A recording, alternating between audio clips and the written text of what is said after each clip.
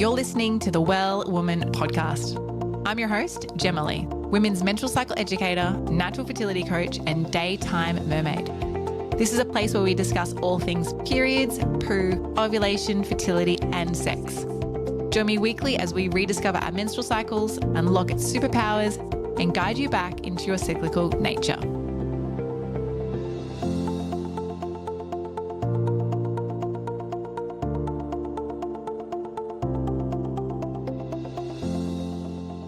Christie, welcome to the Well Woman podcast. Thank you so much for having me. I'm super excited to chat to you today, Jem. I'm actually really excited too. For those who don't know, this is my first podcast recording since being away for 6 weeks, and I love doing these and having good old chat. So I'm so excited that you're my first back. So thank you for that. And you are super glowing, by the way, for anybody who can't see. Jem looks beautiful. I have a bit of a tan. I have a bit of a close to the hemisphere tan. Thank you. Before we jump in, we're talking about endometriosis today, which I think is such an important topic. And there's some great little insights you're going to be sharing about some new things that are happening in the world of endo. But before we do, let's get to know you, because our listeners are going to be meeting you for the very first time. You're a fellow Aussie. I don't often get to interview Aussies, and I love that. So tell us, what day of your cycle are you on today? How are you checking in? How do you feel in this moment? And then let's learn more about you. So I'm on day 18 at the moment, and I'm a big cycle tracker. I've been cycle tracking for about 5 years when I finally came off the pill. And I usually ovulate on day 19. So I'm predicted to come up to that very soon. So at the moment, I feel really well. I have lots of energy. I'm not someone who really suffers too much with PMS symptoms. So I don't really often know where I am in my cycle just based on how I feel or symptoms. I feel mostly well all the time. But cycle tracking is what has really helped me know exactly where I am, and then maybe listen in a little bit more to the signals maybe that I've ignored for a long time, and take advantage of that knowledge. I love that. How does it feel after 5 years of cycle tracking? How does it feel to just know your body so well? I think I feel empowered to have that control back, because, and I know you probably share a lot about this, but many of us have that frustration that we weren't educated properly about menstrual cycles. And so I haven't felt connected previously to my cycle, even as an early health professional in my early career, that I didn't even know the 4 phases of the cycle. I just think that's crazy. It's, not only was it not really taught at school, but it also wasn't taught at university for us dietitians. And it wasn't until I did my women's health, fertility, and pregnancy training that I actually really understood the phasing of it, the hormonal changes. And I guess when I learned that, felt embarrassed almost that I didn't previously know that. When you live in a body that menstruates, isn't this something that you should know? And then you go through that blame cycle of where did things go wrong? Did I not take enough initiative to understand my cycle better? But I really do think, as you probably agree, it comes down to education in schools, and it just is a whole missing piece. So then, moving into understanding my cycle better, 5 years of tracking, it just feels good. It just feels like I know where I'm at. I know how to manage my fertility. I know how to avoid pregnancy if I want to. I know how to fall pregnant if I want to. And that feels empowering. Super empowering. And I love your answer. Thank you for sharing. It's not often you get to meet someone who's been tracking for half a decade. If you just put that into timeline, half a decade is a long time. Yeah, that's a long time. Definitely. Whatever 5 times 13 is, that's roughly how many trackers you've done. And I'm terrible at math. I don't have a calculator. Me too. But that's a lot, right? It's a lot. And I think it's really empowering. So thank you for sharing. And I'd love to add one thing, is I really believe it's actually the parents' or the guardians' responsibility to educate. There is so much pressure on schools to do so much already, education on so many aspects. And whilst they do sex ed, and from my understanding, sex ed really came in because of a lot of unplanned pregnancies happening really early, at early stages of teens, post-menarche. And so there was this big focus on not falling pregnant, and a lot of fear around the cycle kind of started there. But the responsibility of education actually comes from the parents. And it's not when they get to 10 or when they get to 12, it's actually from birth. You know, leaving your menstrual cup out, leaving your pads, your period undies hanging up, and letting your kids and their friends and your family see all these things as you leave them out. And I think that's the silent education that becomes educational. Yep, you're 100% right there. This is my two bobs anyway. Yeah, no, you're completely correct. I never heard my mum talk about periods. I learned about periods in school one day, and then I came home and I had to ask more questions about that because she'd never discussed it before. I'd never heard about cervical fluids. So, you know, when those changes all happened, I just thought something was wrong with me. And I even think we should go as far as to make sure that the boys are equally as educated as the 100%. girls. And like coming from parents too, like you said, it shouldn't be that mum sits down with her daughter to explain these things. Mum sits down with her children to explain it, because then otherwise you end up having to explain it to your boyfriend when you're 16, and it's all very awkward. It is. And like, we could go on such a tangent and not talk about endometriosis here, but like, so when I met Brenton, my partner, when I was dating, right? And so, what do you do for work, Jema? I'm like, well, I'm a menstrual cycle educator. Really, that's what I do. People like being heterosexual, I was dating men, so there wasn't women on the scene, but men either gravitate and like, oh my God, that's so cool, tell me more, or they're like, you're fucking crazy, and they just run 1,000 miles. And because I teach at schools semi-regularly, a little bit less since COVID, boys ask more question than girls, and I prefer to teach co-ed, especially in a co-ed school, because it's happening. And why can't we just make it a communal conversation? You know, sex ed is a communal conversation. Why can't we make that a communal conversation? And I think going back to what you mentioned about your mum sharing, like my mum didn't share either. Don't worry, mum, I don't not love you. But it's also because they had shame and they weren't taught, so they didn't know how to teach. It's kind of like, if you're not taught to tie your shoelaces, then you'll never be able to teach someone to tie their shoelaces. And I think we're going to be the generation that changes that. So thanks for being on the journey with How me. exciting. Anyway, total rant. So tell us, Christie, who are you and how did you get into all of this education around endometriosis, for those who haven't seen your social media profiles, and fertility, and why you moved from fertility into endo? Like, where did you become this endo warrior? What happened there? Yeah, so for anybody who doesn't know me, I'm Christie. I live in Perth and I'm an accredited practicing dietitian. When I first started my career, as many dietitians do, we start out in general practice. And, you know, I did that for a number of years and it felt very unfulfilling for various reasons. I guess it just wasn't the types of conditions that you treat, and the group of people that you work with aren't often as motivated to work with. So, you know, I was sort of lost for a little bit there, thinking like, okay, but who do I love seeing? Who are the clients that really, really light me up? And it all began with thinking about how much I loved gut health and how much you could make such a shift in somebody's life with nutrition for gut problems like irritable bowel syndrome. And I decided I'm going to go and learn more about this. So I went and did my IBS training through Monash University. And that was actually the first time I ever learned about endometriosis. There was a whole module there that talked about the connection between endometriosis and IBS. I'd never heard of endo before this. And was just fascinated that there was a women's health condition that typically has a lot of these IBS symptoms as well. And then it was a couple of years later that I decided that I wanted to kind of up-level my education again. I became very interested in the cycle, in women's health, in pregnancy and fertility. And so I did further training again in nutrition for pregnancy, fertility, and just women's health in general. And that was when endometriosis came up again for me. So through this kind of like learning experience, I guess I was sort of morphing the way that I assess my clients in consults. You know, previously I would never ask questions about someone's period in a nutrition assessment. It's, you know, you wouldn't think that that was something that would be so impacting around nutrition. We just didn't have that education.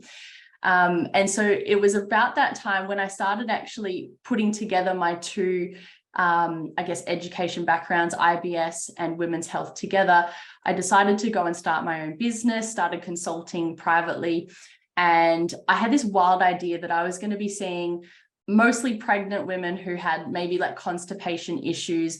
I didn't think too much about endo at the time, but actually the people that were coming through my door and seeking support were exactly this population of people. They had different issues with their periods. They also had the gut issues. And because I had that dual skill set, I was really kind of neatly positioned to be able to support them with it.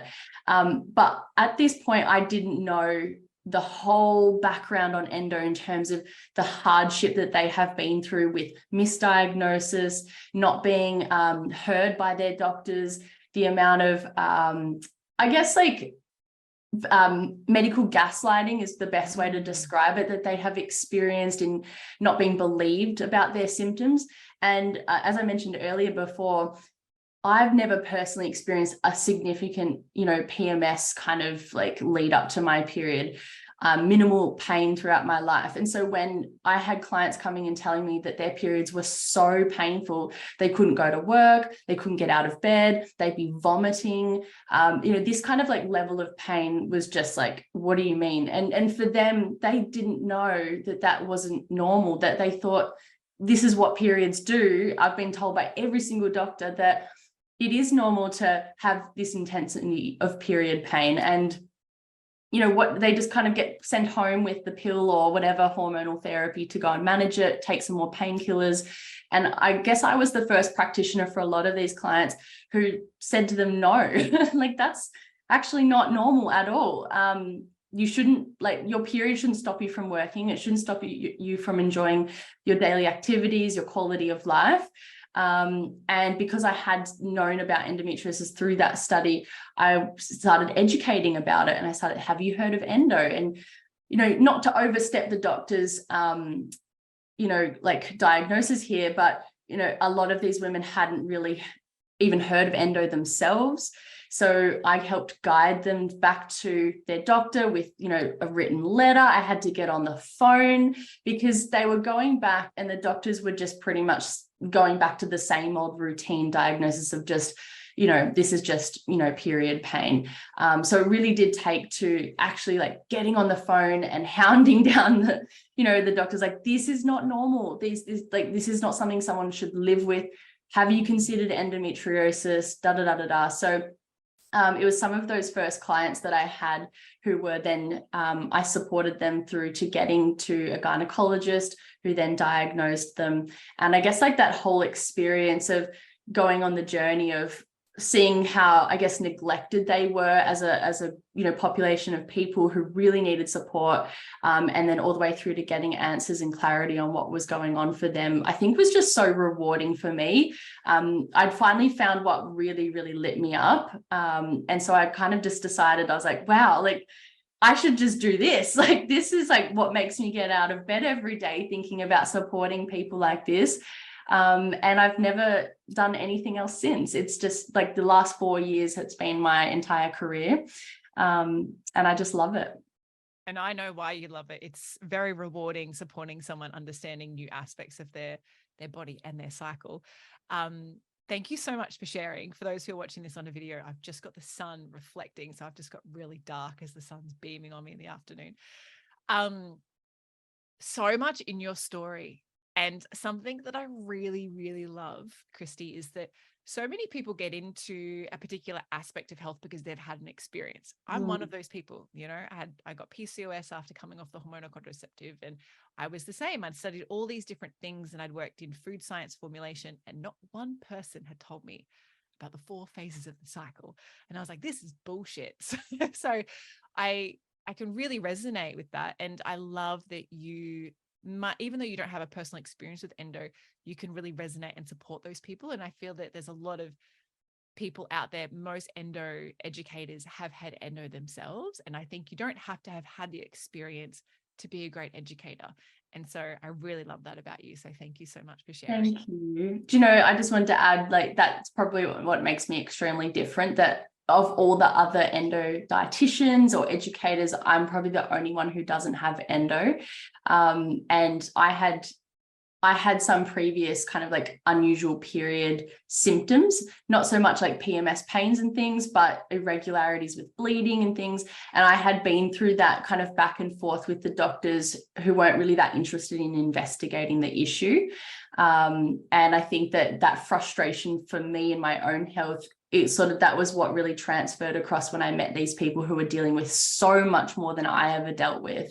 And I just think that I feel like every health professional should at the very core believe someone when they're telling them about their symptoms. And if they don't, I don't think that you're a health professional. Like if you're not someone who's listening and then helping that person take action, then you're either, you got your own agenda and that's become more important, or I find it hard to understand how the group of people were so neglected and misheard for so long. And still are. It's it's heartbreaking for me, and something that I always think every time I go to the doctors, since having being diagnosed with PCOS and then being undiagnosed with PCOS years later, I still go every 6 months and just get some regular blood work done as part of like full preconception planning and supporting my body and all the things. And my doctor still never asks me when I go to get my blood done, well, what day of your cycle are you on? Let's write that on the top of your pathology report. There's no question about that. Even when I go to the doctors, or if I'm not someone who generally goes to the doctor when I'm sick or there's something imbalanced going on. I try to work it out other ways. But even if I was to go to the doctor because I had the flu, or I was, experiencing bad cramps in my tummy, or I had, mental health going on or something, they still wouldn't even ask you as a general practicing doctor, okay, well, where are you in your cycle? How's your last few cycles been? Like, these are really foundational women's health questions. Yeah. I won't rant on that forever because I know we could both rant on that topic. But yeah, there's a lot of gaps in the marketplace, I think, for practicing Western practicing doctors. Yeah. Not that they're all bad, but there's a lot of opportunity, I would say. Completely. Well, let's get into what endo is. So can you give us, for those who are listening and like, oh my God, people think they know what endo is, but then I think they really don't really know what endo is. So can you give us an overview of what actually is endometriosis? How does it differ from PCOS? Because I feel like people often put endo and PCOS together and they're very, very different. So if you can give us a run through those two things. Yeah, of course. And I think because the word endometriosis itself is very long and medical sounding, it feels a little bit overwhelming, like I guess, like to try and understand that. But very, very simply, it comes from the word endometrium. So the endometrial lining of our uterus is a particular type of tissue, and a very similar type of tissue, so we call it like endometrial-like tissue, is found growing outside the uterus for someone who has endometriosis. So majority of people have this tissue growing inside our uterus. If you have endo, it's growing outside your uterus. And we don't believe that it's exactly the same tissue, but it's similar. So it means that it responds to estrogen, it grows with the menstrual cycle. And then when we have our period, that lining sheds inside our uterus, but also the tissue outside the uterus will also shed as well. And so that's why during the menstrual phase, there's an exacerbation of pain, of bloating, there can be diarrhea, there can be nausea and vomiting. It's a significant condition to have. And I think a big misconception that a lot of people have is that this is something that's just localized to the pelvic area. We actually know that endometriosis is a whole body condition. Tissue, this endometrial-like tissue can be found as far as the eye. It's been found in the heart, the lungs, diaphragmatic endo.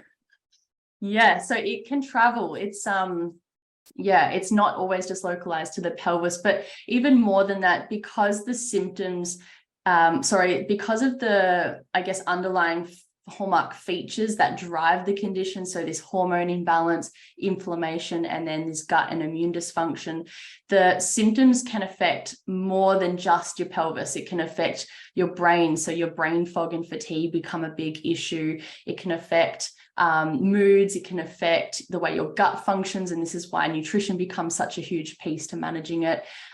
So yeah, IBS type symptoms, it can affect your cycle. So I think that that's a really good one to debunk, because a lot of people do just focus on the pelvis. And then your other part to this question was like difference between endo and PCOS. Again, yes, very, very completely different conditions.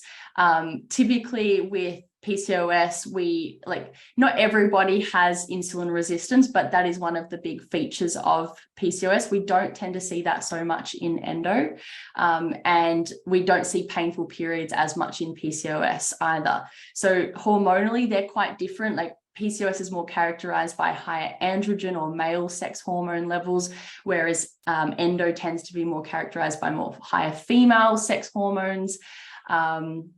Completely different. But we do know a lot more about PCOS. Like salt and pepper, they do different things. You use them differently. Yeah. But they do get lumped together. So anyway, I hope that that's helpful. Really helpful. And I think it's helpful because if I'm listening to this, I always think of the listeners when I ask the questions. If I'm listening to this and I've got a friend with endometriosis, but I've only had PCOS, how can I understand the differences between the two? And I think that the other really important thing that I know that you would harp on about too, Christie, is that no one person's experience is the same as another person's experience. So with PCOS, the diagnosis factors are so different. You know, there's like big category, and as long as you've got 3 of these and you've had these tests and that's it. Whereas endo, it's kind of like you have some endometrium growing somewhere else other than the uterus, but that could be anywhere for different people. And like you said, maybe the eye or the brain or the lung, who knows? That's really fascinating. So I'd love to ask you, like, what are the biggest things you see in all of your clients? So if I was to say, like, what are the biggest imbalances I see in my clients? You know, I could say like sleep, and I can say really poor food habits in their, you know, luteal premenstrual phase. But when it comes to endometriosis, what are the biggest common signs that you see in those people apart from period pain? Well, I mean, I guess I want to talk a bit to gut health here, because please. Very typical that particularly amongst medical professionals, that they will only look for period pain and you know, just pelvic pain. I guess it's like a huge focus on that, whereas the long list of symptoms that people with endo typically get can extend to pain that refers to their back. It can refer down their leg or in their crutch, because there's I guess like a nervous system involvement in the pain. People may also get bloated, and I cannot tell you how many clients have told me over the years that they've gone to their doctor about bloating issues and they've not understood that there ever was a connection, or have even educated their patients that your bloating has nothing to do with your endometriosis, which is a completely missed opportunity. Wow. Bloating is, we see bloating in about 90% of people with endo. It is the most common gastrointestinal symptom associated with it. And then we see a constipation and diarrhea in about somewhere between 70 and 80%. So I just feel like that's a whole missed piece of the puzzle, because there is such a huge focus on it being like a period issue. These symptoms also don't necessarily present just around the menstrual cycle or the menstrual phase. You may, many endo warriors experience pain, bloating, gut dysfunction, fatigue at any time of the month. It's often exacerbated with their menstrual phase and also potentially with their ovulation in some cases too. But generally all day, every day, for some people, this can be like a constant symptom that they're dealing with. So I kind of categorize, when I meet people who I work with, they typically sit in 2 categories. One category is that their symptoms only affect them, you know, cyclically, and then the other category is where they're affected all day, every day, throughout their life. And I find that the younger you are, typically it's sort of, you know, maybe just around your cycle, and then as you progress, because the condition is progressive, it grows and proliferates over the years, it does tend to have more impact. So yeah, that's probably what I see the most. Interesting too, what you mentioned about it, you know, proliferating and, you know, increasing with age. it's kind of like that increases and your fertility decreases. It's like these two opposites.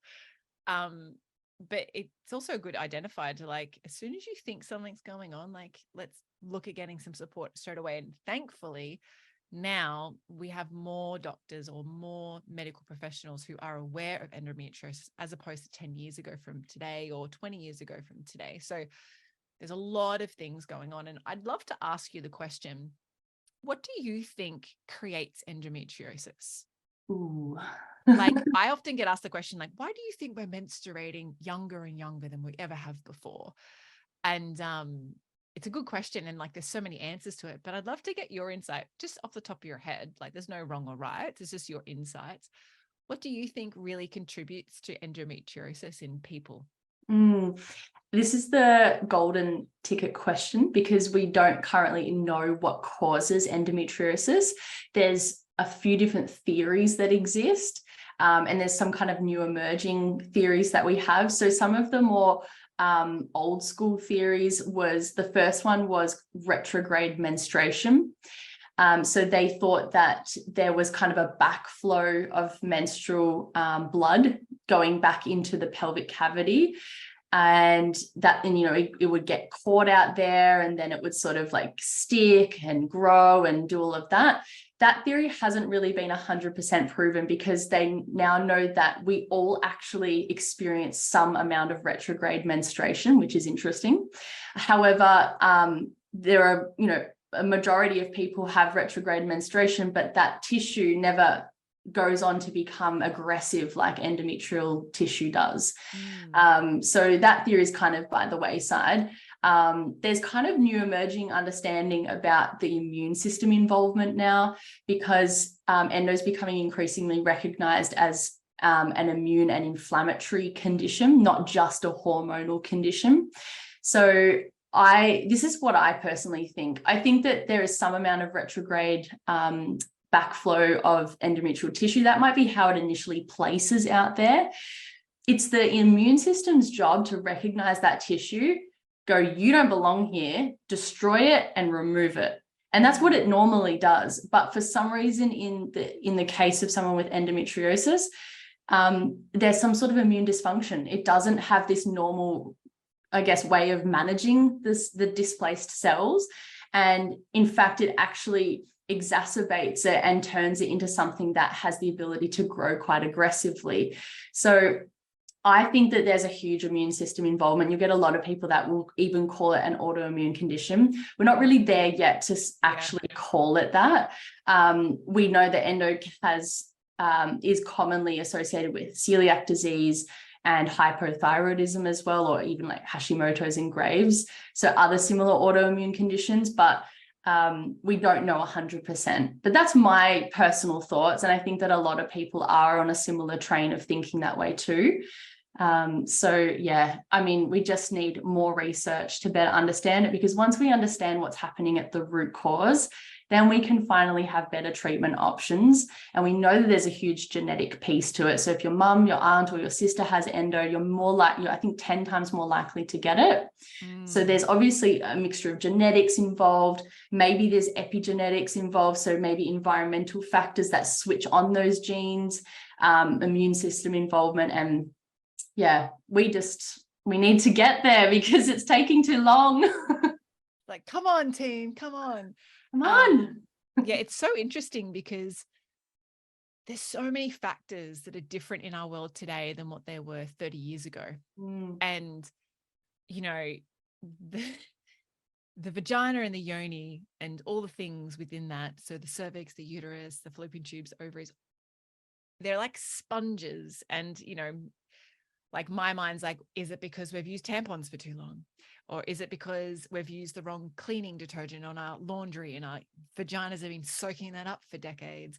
Is it because we've been consuming foods that actually could be detrimental to our immune system instead of strengthening our immune system? Like, there's so many. And yeah, it's a common complaint I get when I teach at schools, when a girl's like, well, I've been menstruating since I was 7 and she's 15. And there's so many things that kind of can contribute to that. And is it all the estrogen stuff in our lives today that can contribute to the estrogen building materials in our body? And oh my God, that's a total rant of all the things we could explore. But you're right. The hardest thing to understand about especially women's health is that, is it a problem of us not taking great records historically? And therefore things seemingly are getting either worse or we're menstruating younger? Or is it because there's environmental change? Like, you think about how exponentially like change is happening for us from even like from the 50s to now, the amount of technology change, the environmental pollution, the way we manufacture food. There's so many changes, like it's just moving at such a rapid rate. Is all of this contributing, or is it because we once upon a time didn't perceive women's health issues to be of an interest to scientists and medical professionals? And there's no good records or logs about this. And no research or experiments to better understand it. And so you sit in this world of just like, is it this, or is it because we just didn't research it? Like, and there's been no money invested in it because it's such a hard, like, women's health is such a hard topic to research because every woman's cycle is different. There is no such thing as everyone has a 28-day cycle. No, everyone ovulates on day 14. And so it has to be like a study that's done over such a long period of time, and it has to be so monitored, but it's so diverse. It's like, how do you do that? And it takes longer to study women than what it does to study men. And so that's why most studies have been on males, because of that reason. And what if you're studying a woman and she falls pregnant, and then she's like, fuck, she's out of the study now. We've lost one. And that definitely happens. So yeah, it's a very interesting topic. So thanks for like sharing your insights and just your thoughts on it. And I always think, well, if I had something that was debilitating or challenging for me, how could I improve the lifestyle that I live so that I can improve the lifestyle of my family? And so that from the get-go, my children are learning a healthier lifestyle that's going to better support their bodies as they develop and grow and age. And I think we could all just do that a little bit better. There's always room for improvement, right? Totally. So many rants on this episode. Thank you for going there with me. We're good at this. We should do this again. I wanted to ask you about myths, right? So food and nutrition and diet myths, there's so many, but relating to endo, what are the myths out there, and what would you recommend for people who do have endo around their diet and their nutrition, and what they can actually do to create a sustainable cycle, or something that feels more sustainable than like, hey, you just go on the hormonal contraceptive pill and let's just block your body altogether? Yeah. And the biggest overarching message here is that not one diet or strategy is going to fit with everybody. And the first thing you'll do when you Google endo and diet is that you'll get a long list of do not eat foods.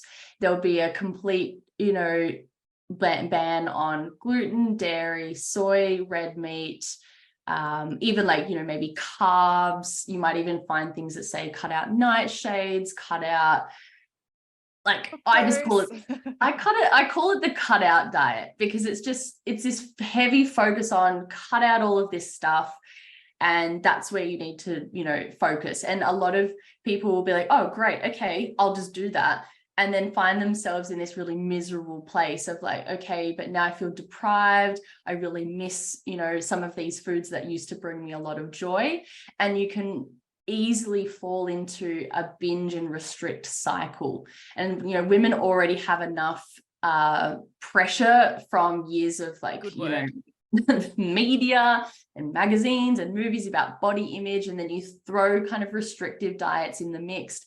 And all of a sudden, there can become this like obsession over, trying to restrict things. And then when you give in, because we're all human beings and we can't constantly have a perfect diet, then there's this like, binge phase of like, damn it, I'm just going to eat everything. I call that like the what the hell effect. You go from forbidden fruit to what the hell, and then you're just back and forth. And it's just an awful place to be. So there's a lot of, people on the internet as well that will recommend, I had endo and therefore this is what I think really worked for me and this is what healed me, so you should do it too. And I think that we can't use anecdotal evidence like that for everybody. So I guess like that's probably the big thing, like the cutout diet when it comes to eating for endo, the way that I work with my clients is that the first step we all need to work through is understanding what foods make you thrive and what foods maybe don't make you feel so great. And so rather than it being a focus on cutting out, I call it crowding out. And Ooh, so I like that. yeah, I talk about it on Instagram all the time. So initially, if someone has IBS as well as their endos, they have these like terrible chronic gut symptoms. There is going to be an initial focus on, okay, let's actually get rid of a lot of these symptoms initially by helping relieve you of those, and then uncovering what was triggering those symptoms all along. And then being able to take that information and go, okay, now that I know what foods make me thrive and what foods make me not feel so great, I'm going to focus more on the foods that make me thrive and add more of them in. Naturally, what that does is it just means that there's less room for the foods that didn't make you feel so great. And so you're crowding them out rather than cutting out. But it's never a, black and white kind of approach of like all or nothing. It's still going to be, people might say 80-20, that gets thrown around a lot. And I think that that's a really, I do love that concept. We still need to have some of those foods that we enjoy, but maybe don't make us feel 100%. It's okay. Sometimes I call them soul foods because they're sometimes just good for your soul. They're not maybe good for your body. I like that too. That's a good one as well.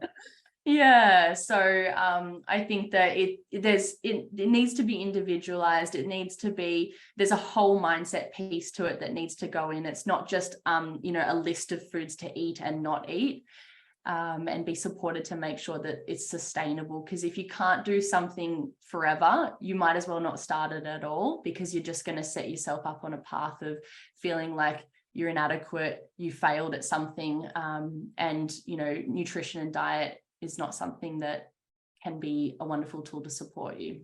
I love that. I think too, something you don't know about me, but I had leaky gut for a few years, and I went through a journey of like, I couldn't find anyone to help me. People were just like, here, take this. This is like 2012 to early 14. And people would just be like, oh, just take this tonic thing, it'll work. And oh, here, we'll just do this acupuncture, or we'll just do this reflexology. And I was like, okay, I've taken this thing, but there's all this other stuff I could change too, but no one's helping me change any of that. And it was just maybe because there wasn't a lot of communication around leaky gut at that time. There's so much more now. And I was like, well, just fuck you all. I'm just going to go back to what nature does best. And I just ate plants, right? And now there's a term for this. It's called orthorexia. I didn't know about this, but I became really healthy and I loved how I was eating, but I missed some soul foods. And so I got really mentally challenged by eating a fucking pumpkin quinoa sunflower seed salad. Like I was so like, oh my God, it's going to make me shit myself and I'm going to look 6 months pregnant. And I think people don't understand the importance of having a healthy relationship with food. And I even laugh at my partner. Every Friday, he calls it Fat Friday. And so he has a can of soft drink. He's going to laugh if he ever hears this, which he probably never listens to this episode anyway, but he has a packet of chips and he has a can of soft drink. And he's just like, it's my Fat Friday. Even when we're overseas, he's like, it's my Fat Friday. He will do anything he can to find the closest supermarket, even if it's like drive a scooter 30 minutes to get his favorite chips. I'm like, seriously, what if you just ate chips when you really felt you needed them instead of starving yourself from the soul food all week just to get to Friday? It's his thing. He can work on it himself. But I really believe in what you're saying is that finding that healthy relationship with food and then working out what's really thriving you so that when you don't feel great, you just focus on those foods. And that when you feel like, actually, I feel like I've really got things under control here. I want to go and have fun at that wedding on the weekend. Yeah. I'll eat the thriving foods all week and then I'll just splurge at the wedding. Yeah. Like it's about having that autonomy with food and feeling like food loves you and you love food. It's complete, it's intuitive eating, and it's having like that body awareness of what you need in that moment. Sometimes in that in a moment you go like, I just really like need to fuel myself with something really nutritious. In this moment, I think I just really want to eat a really big salad, and that's perfectly fine. And then there might be another time you're like, I just feel like I really need to have, I don't know, a KFC like burger or something, or like chicken from KFC. And I've done this, but and you know what happens is you just go, I'm just going to allow myself to have this. I feel like it. And it's perfectly okay to then have that food and then check in again and be like, do you know what? I thought I was going to love that. I actually didn't really love it. It did make my mouth feel this way and my tummy felt this way. I actually, like, I don't know why I really desired that. I think I had an asphyxiation with it from a memory, or it's a nostalgic thing, or whatever it is. And it's like, and you'll be on this journey of constantly just being like open to exploring how food makes you feel, and then bringing awareness to what that result was, and then continually shifting toward how you want to feel every day. And that's, you know, some days it's going to go the right way and some days it's not. I love that. I really love that. And I think it's interesting too that people put so much pressure on themselves to like not have the chocolate or to not do the thing. And I haven't shared this. I don't think I've shared this before. I've shared my termination story on the show before, but the night before I was having the termination surgery, I called my best friend and it was like 9:30. I was standing out the front of the supermarket and I was like, I'm about to make a really bad emotional eating decision and I just need you to tell me that it's okay, because I was in such an emotional state, right? And I don't eat dairy because it doesn't sit well in my body, but sometimes when I'm on holiday, I enjoy some ice cream. But I ate a whole wheel of brie cheese, a whole fucking wheel of brie cheese. All I did is I brought a bag of corn chips, I brought all this smoked salmon, and I brought a whole wheel of brie cheese. And I came home, I cut it up, I put all the pieces on the corn chips, and I ate the whole lot of all of it. And she's like, that's not even bad food, Jema. And I was like, yeah, but to me, I know that that's going to make me really bloated. Like, I know that doesn't feel great in my body. You. But I was also like, I'm making an emotional eating decision. This feels great for me. I'm feeling really fucking emotional right now. I can honor that. And I'll probably feel shit tomorrow anyway. So let's just eat the food that makes me feel really soulful. And yeah, so you go. I was going to say, we've been emotional eating since the day we were born. We cried, mum gave us her boob. It's normal and natural to feel that way. It's that when emotional eating is your only tool in the toolkit for managing difficult emotions, that's when it can get out of hand. It's perfectly normal to have it as one of your tools that you may just go to every now and again. And in that moment, you know what? Fair enough. Like, what you were going through was hard. And if that's what you needed in the moment, like, go for it. Yeah. And know that you're making those decisions. Don't numb yourself from it. Yes. Last thing we can add to this, and then we can move on, because I've got another question for you before we wrap up, is when I work with my preconception planning clients, I'm like, start working on your food behavior now, so that when you get to pregnancy and you're getting to those cravings and all, you have that relationship with food to be able to go, okay, is this an emotional craving? Is this really my body craving it? Or is this something that my body's asking for, but I actually don't like the ethics of this food, or I haven't eaten this food in 8 years? The more you can work on that solid relationship with food, it's going to seriously pay you forever. And it's a challenging thing, but it can be so easy too. Yeah, 100%. I think that the more work you do before you fall pregnant, the better. Because then when you get into that nauseous phase and you either don't know what you want to eat or you want to eat everything, you want to be armed with some sort of good nutrient stores and some good mindsets around food to help you get through that rocky phase. Yeah, I love that. Thank you. Now, I'd love to ask like a final, like kind of wrap up question to our conversation today. Tips for endo warriors. I know you work with a lot of them all the time. So what are your top 3 to 5 tips that you would recommend for those women and menstruators who are kind of at that stage where they're just like, I'm fucking sick of this. I'm not getting any help. I don't know where to start. I've done all the things. It's just, I give up. Yeah. What would you recommend? So many people that get stuck here, and it's not uncommon that you could be 10 years of dealing with that feeling of not being heard. We know that diagnosis can take up to 12 years, which is just crazy. A couple of tips for anybody who's maybe like just, you know, that you're suspicious you have endo or anything, like you're kind of just like stuck, you don't know where to turn next. My first tip is just because your first opinion from a doctor was a certain opinion doesn't make it right. it's perfectly acceptable to get 2, 3, 4 different opinions if you want to. It's not that you're entitled to go and get more information. You know, you don't have to listen to the first person. And it's the same with surgery, because this is a really big one that the first, you know, you might go through years of being put on hormonal contraception. And then eventually, when there is a recognition that maybe this is endometriosis, then surgery becomes the next step. And a lot of people just go and have surgery with the first surgeon they ever saw. And I understand that there's limitations on, you know, you can't afford to see a bazillion different surgeons for different opinions. So I get that. But before you go in for surgery, do your research around surgery, because there's different types of surgery, and it's extremely important to have it done with an endo-excision specialist. There's a technique called wide excision surgery, and this is the most beneficial and gold standard technique for doing surgery for endometriosis, and very few surgeons actually do it because it's highly specialized and quite complex. So the average gynecologist doing your surgery will use something called ablation technique, where they will just burn off the endometriosis. This is not effective as a strategy. It's like if you were gardening and you just cut the weed. You know, if you just cut the leaves off a weed and expect the weed to go away, you've left the roots in and it's just going to keep growing.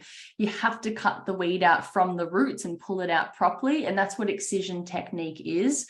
And I just see so many people going through 2, 3, 4 surgeries and then discovering, oh my God, this whole time I was supposed to be having excision surgery, not ablation surgery. And it's like the money, the time, heartbreaking.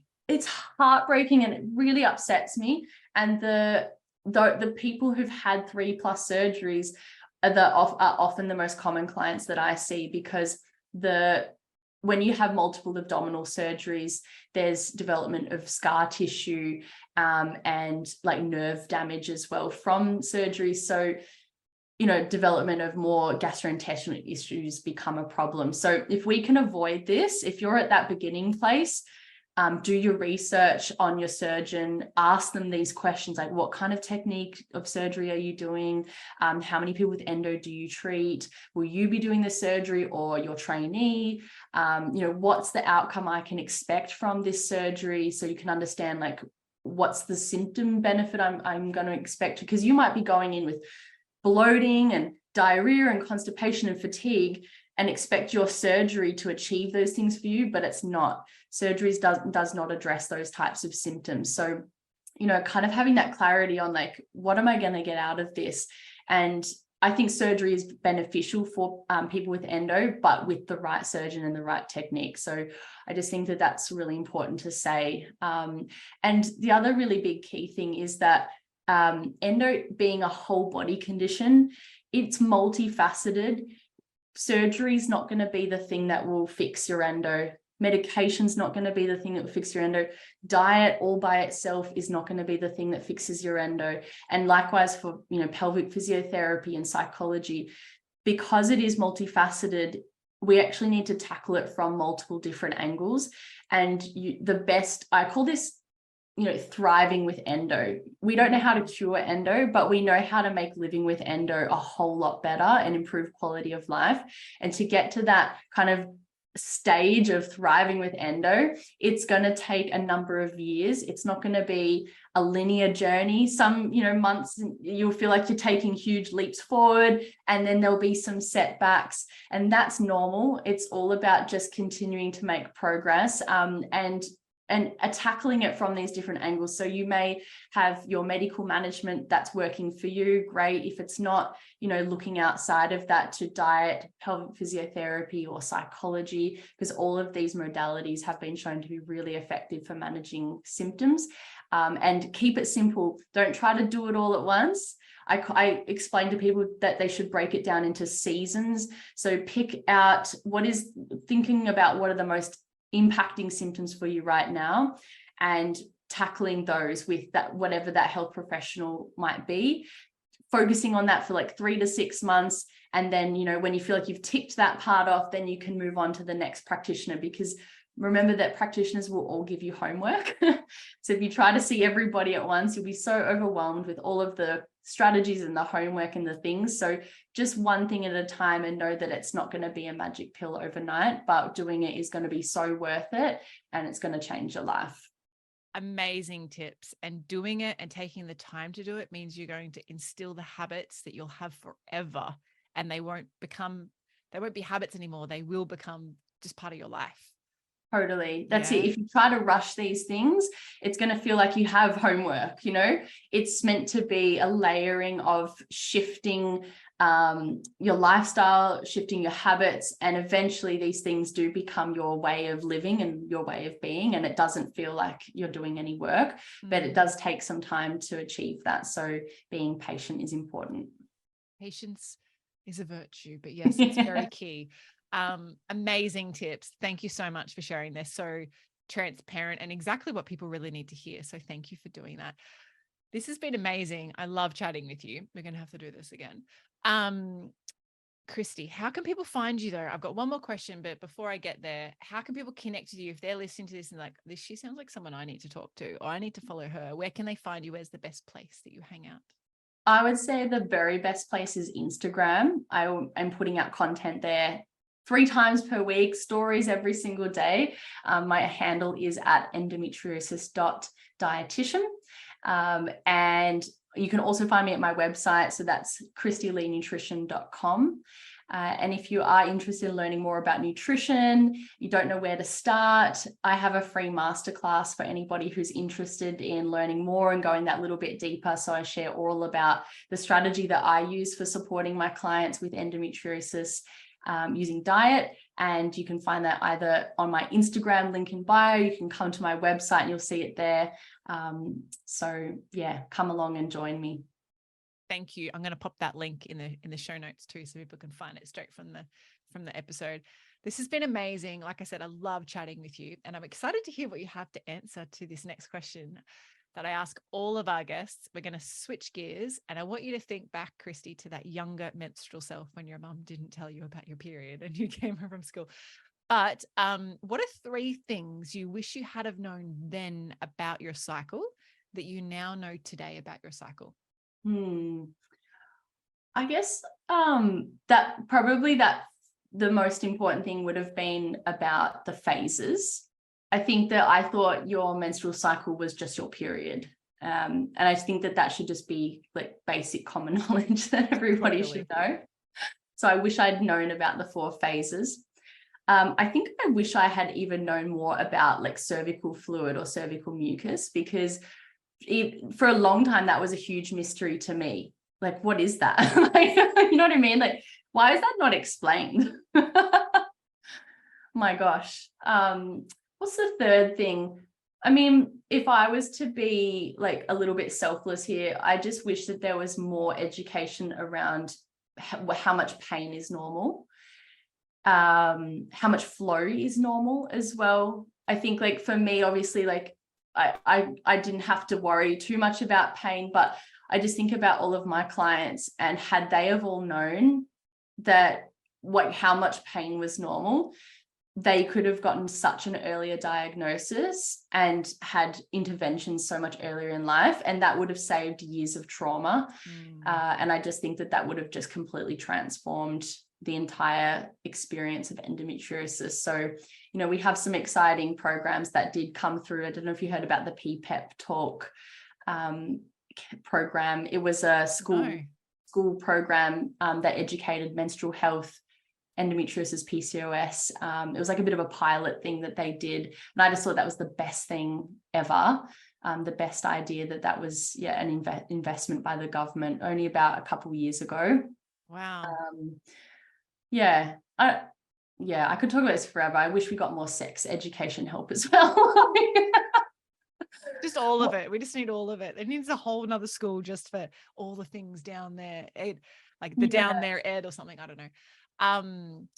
Did you get Healthy Harold, going off topic before we wrap up? I've always had a vision, and I'm just going to share the vision right now, of being or having a van and driving around Australia and it being about menstrual education. Yeah.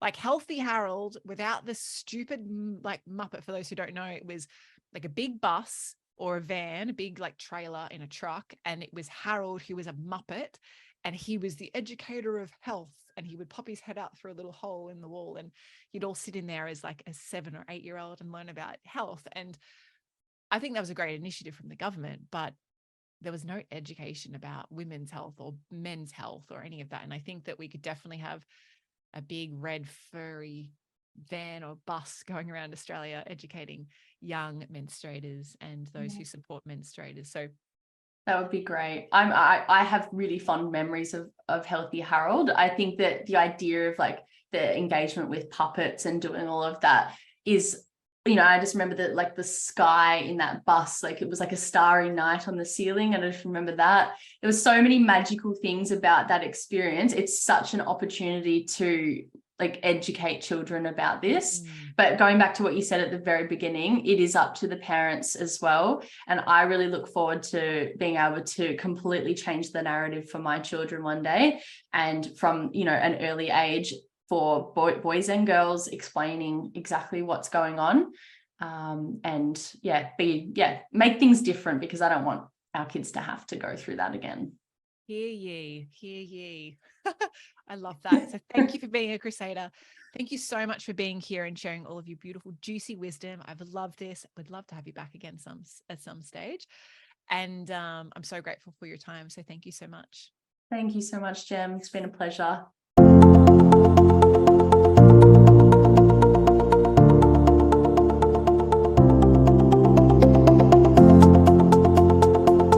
Thank you so much for tuning into every episode of the Well Woman podcast.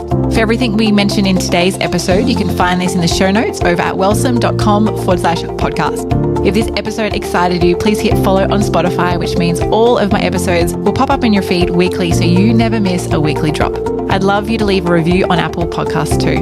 Love this episode? Come and follow me over on Instagram at wellsome_Jema. Say hi and share what you've taken away from this episode with me. Now, is there a bestie, sister, or a friend who you know who might be fed up, frustrated, and confused with their cycles? Are they ready to join you in awakening their cyclical essence too? Well, take a screenshot of this podcast episode, share it on your socials, email it, text it, or any way you need to get it to them. So together we can all live in flow, harmony, and balance with our cycles. Now, until next time, beautiful, get connected, listen to your body, and remember, body confidence all begins with living in tune with your menstrual cycle.